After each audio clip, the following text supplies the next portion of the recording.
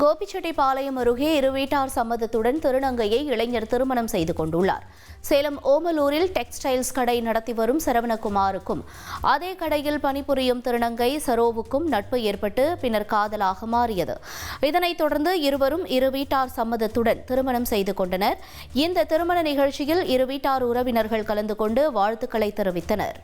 நாமக்கல்லில் கொல்லிமலைக்கு வழி கேட்பது போல பேசி 10 பவுன் தங்க சங்கிலியை பறித்த 2 பேரை பொதுமக்கள் பிடித்து தர்ம அடி கொடுத்தனர்.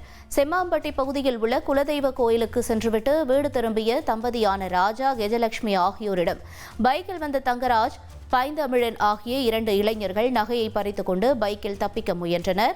அப்போது அப்பெண் கூச்சலிட்ட நிலையில் எதிர் திசையிலிருந்து வந்த வேன் ஒன்று வழிப்பறி செய்தவர்களின் பைக்கின் மீது மோதியதால் இருவரும் நிலை தடுமாறி கீழே விழுந்தனர். பின்னர் ஓட்டம் பிடித்த 2 பேரையும் முத்துசாமி என்பவர் பிடித்த நிலையில் பொதுமக்கள் தர்ம அடி கொடுத்து போலீசில் ஒப்படைத்தனர். இதுகுறித்து வழக்கு பதிவு செய்த போலீசார் விசாரணை நடத்தி வருகின்றனர்.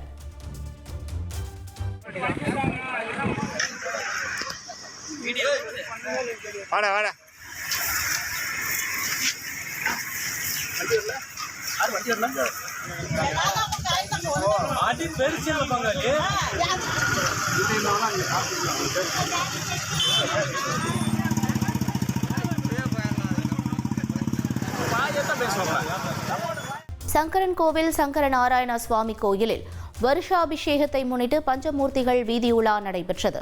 தென்காசி சங்கரன் கோவில் சங்கர நாராயண சுவாமி கோயில் தென் தமிழகத்தில் புகழ்பெற்ற சிவஸ்தலங்களில் ஒன்று. சங்கர நாராயண சுவாமி கோயிலில் வருஷாபிஷேகத்தை முன்னிட்டு பஞ்சமூர்த்திகள் வீதியுலா நடைபெற்றது. இதில் ஏராளமான பக்தர்கள் கலந்து கொண்டு சுவாமி தரிசனம் செய்தனர். இனி செல்லும் இடமெல்லாம் செய்தி. தந்தி டிவியின் வாட்ஸ்அப் சேனலை ஃபாலோ பண்ணினா செல்ல இருக்கும் இடமெல்லாம் செய்தி. இதோ QR கோட் இப்பவே ஸ்கேன் பண்ணுங்க, ஃபாலோ பண்ணுங்க.